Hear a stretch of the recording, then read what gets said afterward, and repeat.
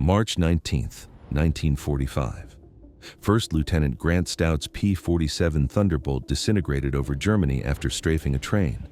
His parachute opened, he landed alive, then vanished without a trace. The truth surfaced only years later during war crimes investigations, revealing a fate that would haunt his family forever. But Stout wasn't alone. Hundreds of Allied pilots met similar ends, and the reasons lie in the Thunderbolt's transformation into something the Germans feared and hated above all else. By mid-1944, the P-47 Thunderbolt had discovered its true calling, though it wasn't what designers originally envisioned. When the longer-ranged P-51 Mustang took over bomber escort duties deep into Germany, Thunderbolt squadrons pivoted to a far more dangerous mission: ground attack and close air support. The timing couldn't have been worse for German forces or the civilians living beneath the flight paths. The P-47 proved almost perfectly suited for this brutal work. Its massive air-cooled Pratt & Whitney radial engine could absorb multiple cannon hits that would doom liquid-cooled fighters like the Mustang or Spitfire. A single round through a radiator meant certain death for those aircraft, but the Thunderbolt's 18-cylinder radial kept running with entire cylinder heads shot away. The robust wing structure, built to handle extreme dive speeds, remained intact under withering anti-aircraft fire that would tear other fighters apart mid-flight. Armament made the Thunderbolt a flying arsenal. 8.50 caliber Browning machine guns delivered devastating firepower. When all fired simultaneously, the recoil alone slowed the aircraft by 30 miles per hour. Each gun carried 350 rounds, giving pilots about 35 seconds of continuous fire if they held the trigger. But ammunition capacity was only part of the package. The Thunderbolt could haul over 2,500 pounds of bombs or rockets beneath those wings, making it the hardest-hitting single-engine fighter of the entire war. Thunderbolt squadrons attacked everything that moved across occupied France and Germany. Trains became priority targets, their locomotives exploding under rocket fire while rail cars burned. Truck convoys scattered as .50 caliber rounds ripped through vehicles.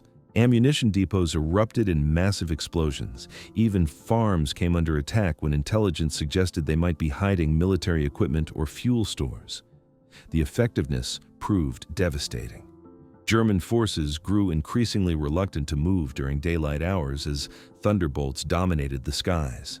Supply lines strangled, reinforcements couldn't reach the front. The Wehrmacht's ability to maneuver collapsed under relentless air attack.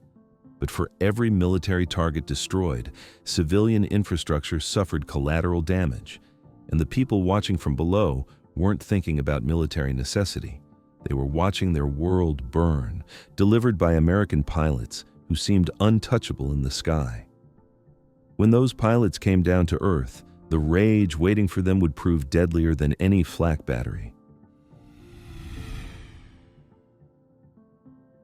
The Geneva Conventions established clear rules. Airmen who bailed out of disabled aircraft and surrendered were to be treated as prisoners of war, interrogated certainly, but then processed through POW camps where they'd remain until war's end. Many German Wehrmacht soldiers and local police followed these protocols throughout the war, properly detaining downed Allied pilots and sending them through military channels. Grant Stout should have received exactly this treatment when Luftwaffe flak battery personnel captured him after parachuting near Dortmund. Instead, by late 1944, something far darker was spreading through German cities, towns, and villages. The Allied strategic bombing campaign had killed hundreds of thousands of German civilians by this point. British Royal Air Force night raids created firestorms that consumed entire city blocks, incinerating families in their homes. American daylight precision bombing missions, while theoretically targeting industrial facilities, regularly missed and devastated residential neighborhoods. Hamburg, Dresden, Cologne. The list of cities reduced to rubble grew longer each month. Then came the fighter bombers, and the war arrived in places that had escaped the heavy bombers. Thunderbolts strafing passenger trains didn't distinguish between military personnel and civilians traveling to visit relatives. Attacks on vehicles hit ambulances alongside ammunition trucks. Rocket strikes on suspected supply depots sometimes destroyed farms where families had lived for generations. Every attack killed someone's mother, father, child, or neighbor. Nazi propaganda machinery exploited this suffering masterfully. Joseph Goebbels' ministry branded Allied airmen as Terrorfliegers and Luftgangsters, not soldiers following orders, but criminals deliberately murdering women and children. Propaganda posters depicted Allied pilots as vultures circling over burning homes. Radio broadcasts described captured airmen as war criminals deserving execution, not protection under international law. Hitler himself reportedly discussed officially executing captured Allied airmen, but ultimately stopped short of openly violating the Geneva Conventions. The international backlash and potential retaliation against German POWs held by the Allies presented too great a risk. Instead, Nazi officials found a more insidious solution. They simply turned a blind eye, while outraged civilians and local officials took matters into their own hands. German military discipline was collapsing rapidly in the war's final desperate months. Officers who might have intervened to protect prisoners found themselves transferred or ignored. Local Nazi Party officials actively encouraged violence. The thin line separating lawful detention from mob murder disappeared in hundreds of communities across Germany. Two cases in particular reveal exactly how far this breakdown went and what awaited American pilots who survived being shot down. When First Lieutenant Grant Stout's P-47 disintegrated over Dortmund on March 19, 1945, his parachute deployed successfully and he landed relatively unharmed. Luftwaffe personnel from a nearby flak battery immediately took him into custody. Standard military procedure that should have meant transport to a Luftwaffe interrogation center, then transfer to a POW camp. Stout had survived the most dangerous part, or so he must have thought during those first moments of captivity. Instead, the battery commander made a decision that would lead to murder charges 2 years later. He marched Stout into a nearby village, assembled the local population, pointed at the American pilot, and delivered a statement that multiple witnesses later recalled as approximately, "Here's one of the murder pilots. Do what you will with him." What followed was documented through post-war testimony gathered by American investigators. The crowd began beating Stout savagely. Whether he died from the beating itself or from gunshots fired by Luftwaffe Sergeant Georg Meir remains unclear. Witness accounts varied, some describing continued beatings until Stout stopped moving, others reporting that Meir shot him to end the violence. Either way, the result was the same. Grant Stout's body went into a hasty, unmarked grave outside the village. His family received a standard missing in action notification with no details about his fate. The truth emerged only during 1947 war crimes investigations, when American authorities identified witnesses and tracked down those responsible. 4 Germans faced trial before a U.S. military tribunal. Meir received a life sentence for his role in the murder. Just 3 weeks later, on April 13, 1945, Major William T. Shorty Bales was attacking German transport targets over Saxony when his P-47 took critical damage from ground fire. Bales was no rookie. He held the Distinguished Flying Cross and had scored several aerial victories, including the rare achievement of shooting down a German Me-262 jet fighter. He managed a controlled crash landing in a field near the village of Beiersdorf and climbed from the cockpit with only minor injuries. The timing proved catastrophic. Earlier that same day, bombs from Bales' squadron had struck the nearby town of Heineken, causing significant damage and killing at least 1 civilian. When local residents saw an American pilot climb from a downed Thunderbolt, they didn't see a surrendering soldier protected by international law. They saw the man directly responsible for bombing their homes just hours earlier. Bales approached a small group of civilians, attempting to surrender. Someone shot him in the stomach at close range. Local police then took custody and transported him to a hospital in a nearby town, but he died from his wounds the next day. He was 29 years old, survived by a wife back in the United States who would learn the circumstances of his death only through later investigation. American authorities eventually documented approximately 1,000 similar incidents involving Allied airmen, most of them pilots or bomber crews, murdered after capture or beaten to death by German civilians. The actual number almost certainly ran higher, as many cases left no witnesses willing to testify or bodies that were never recovered. The narrative of civilian violence against Allied airmen tells only part of the story. Numerous documented cases revealed Germans who rejected this brutality, protected downed pilots, and ensured they received proper treatment as prisoners of war, despite intense pressure to do otherwise. These acts of humanity often came at significant personal risk. Some Wehrmacht officers defied local Nazi Party officials to maintain military custody of captured airmen, preventing their transfer to civilian authorities where mob violence seemed likely. Village mayors in certain communities ordered local police to establish protective custody immediately upon capturing Allied pilots, then arranged swift transport to proper POW facilities before crowds could gather.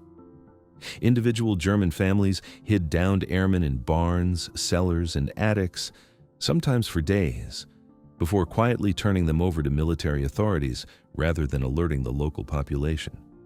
These actions required moral courage in an environment where protecting terror fleegers could result in accusations of defeatism or even treason.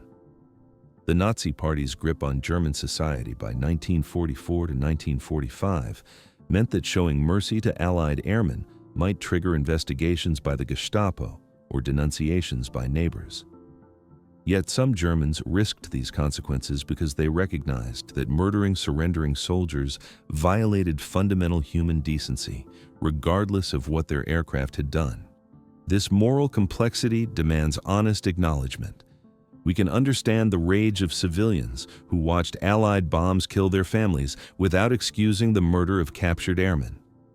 The distinction matters critically. Grief and anger represent natural human responses to devastating loss, but lynching prisoners of war crosses definitively into war crimes territory that no amount of suffering justifies.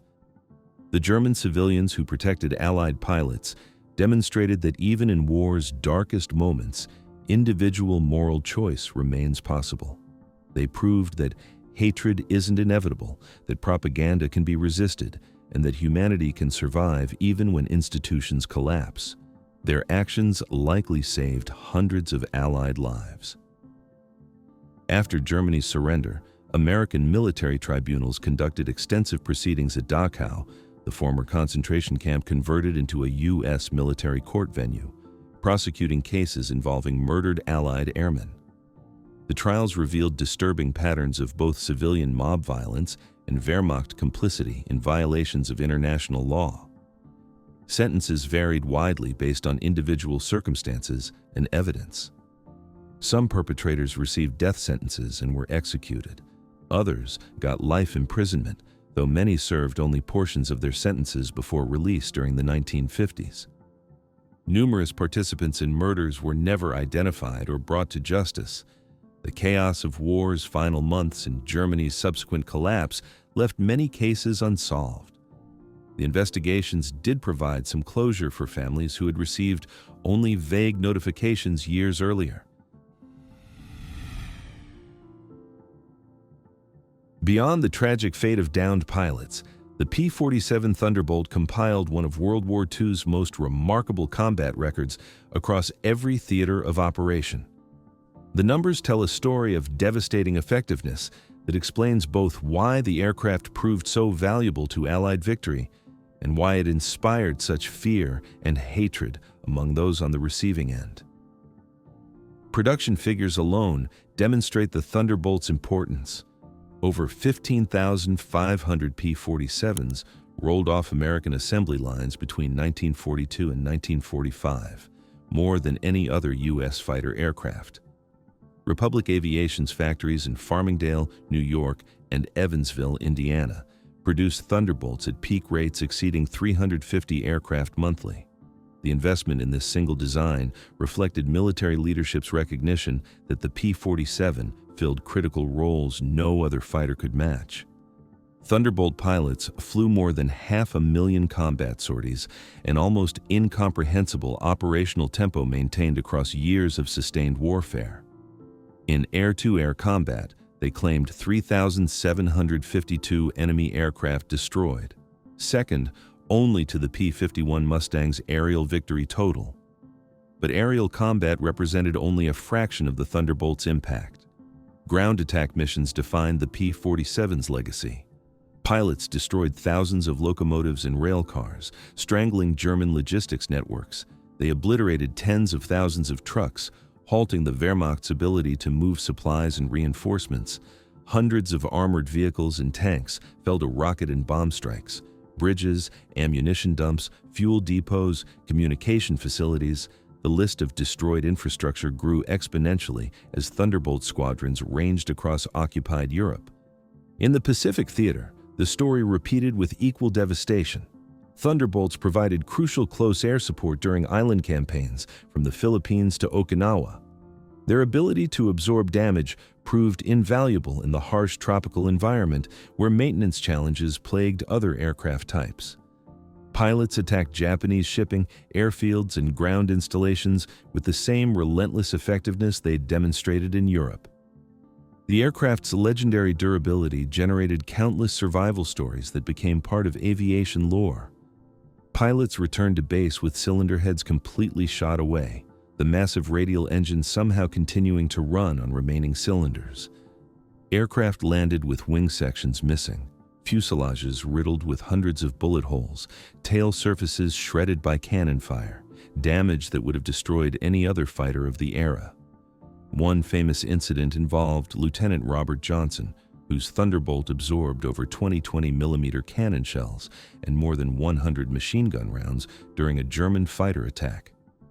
His canopy shattered, fuselage resembled Swiss cheese, and he suffered wounds himself, yet the aircraft kept flying. The German ace who attacked him reportedly expended all ammunition trying to bring Johnson down, then pulled alongside the crippled Thunderbolt in apparent disbelief, offered a salute, and broke off the engagement. Johnson made it back to Allied lines and survived the war. The P-47 Thunderbolt story encapsulates war's terrible mathematics and moral contradictions. American pilots risking their lives in dangerous low-level attacks faced not just mechanical anti-aircraft defenses, but the accumulated hatred of populations they'd bombed repeatedly. German civilians enduring relentless air campaigns saw pilots not as fellow humans following military orders, but as the direct instruments of their suffering and loss. Both sides maintained legitimate grievances from their perspectives. Allied airmen believed they were hastening the war's end and destroying Nazi Germany's capacity to continue fighting, a reasonable position given that Germany had started the war and committed countless atrocities across Europe. German civilians experienced bombing campaigns that killed hundreds of thousands and left major cities in ruins, suffering that felt like deliberate terrorism regardless of stated military objectives. When these opposing realities collided, an American pilot parachuting into a German village that had just endured attack, the results proved tragically predictable. Without the restraining influence of military discipline and international law, combat devolved into total war where surrender meant nothing and prisoners received no protection. The Geneva Conventions existed precisely because war strips away normal moral constraints that govern civilized society. International humanitarian law attempts to preserve some limits even in warfare's chaos, protecting prisoners, wounded soldiers, and non-combatants. When Germany's government tacitly encouraged violations through propaganda and willful blindness, it betrayed not just Allied airmen, but its own legal and moral framework that might have preserved some humanity amid the destruction. For families of Grant Stout, William Bales, and hundreds of others, post-war investigations brought some measure of justice and closure. Learning the truth about how their loved ones died, that they'd survived the dangers of combat only to be murdered after surrendering, added new trauma even as it answered years of painful uncertainty. The P-47 itself flew on after World War II ended. Some saw action in Korea, but the propeller era was closing rapidly. Jets represented aviation's future, and piston fighters quickly became obsolete. Yet the Thunderbolt's design philosophy survived. Decades later, the A-10 Thunderbolt II emerged, built on identical principles: heavy armor, devastating firepower, and extreme survivability prioritized over speed. The name honored its predecessor while acknowledging that some combat roles require aircraft tough enough to absorb punishment and deliver overwhelming force. The original Thunderbolt demonstrated both military aviation's devastating effectiveness and war's capacity to corrupt even established legal protections. Its pilots achieved remarkable combat success, while some paid the ultimate price not in battle, but at the hands of those they'd been fighting. A reminder that war's brutality extends far beyond battlefields into the darkest corners of human behavior. The P-47 Thunderbolt represented American industrial might, transformed into one of World War II's most effective weapons. Its success in ground attack created the conditions for tragedy when pilots went down behind enemy lines. The murdered airmen remind us that war corrupts everything it touches, eroding legal protections, transforming civilians into killers, and creating cycles of violence that claim victims long after guns fall silent.